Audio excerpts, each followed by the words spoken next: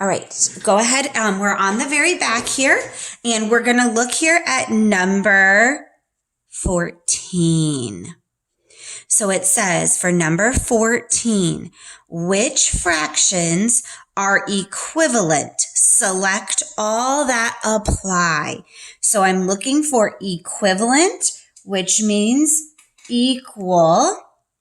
And it says all that apply, which means more than one, most likely. And they even give me fraction strips, so I'm going to use those to find.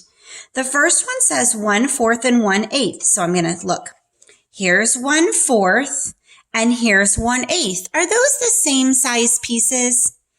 No, they're not. And I also can look at it and say, well, they're both talking about getting one piece. If I get one piece out of 4 or one piece out of 8, I'm not getting the same size. The more people that come to the party, the smaller my piece gets. So if 8 people are at the house, I'm going to get a smaller piece than if 4 people are there. So this one is not correct. The next one says 1/4 and 2/8. So I'm going to look. Here's my 1/4.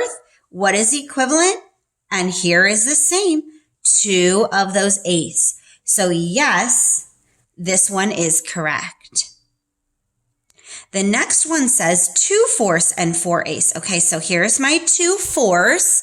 I'm going to even put my fingers on it, and I'm comparing it to 8ths. So here's where my 8ths would be, and are there 4 of them? 1, 2, 3, 4. Yes, these are the same size, so that would be correct. 3/4 and 3/8. And I'm going to actually even just stop right here.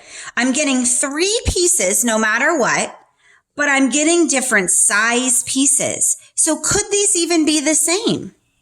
No. Even though we're getting the same number of pieces, 3, the size of them is different. And I can even look. Here's 3/4. That's the whole yellow strip. Here's 3/8. Those are not the same because my size of an 8 is smaller than the size of my 4ths. So that is not right. And the last one says 3/4 and 6/8. So there's nothing matching here. I'm going to look. Here's my 3/4. And here's my 8. So let's count if there's 6 of them. 1, 2, 3, 4, 5, 6. And there are. So these are my equivalent fractions today. All right, later this week, you're going to do your Sabbath lesson, and you're going to see very similar problems to our book. It is very important that you have your notebook paper or paper so you can draw out your equivalent fractions as you work, and use the fraction strips if they give them to you also.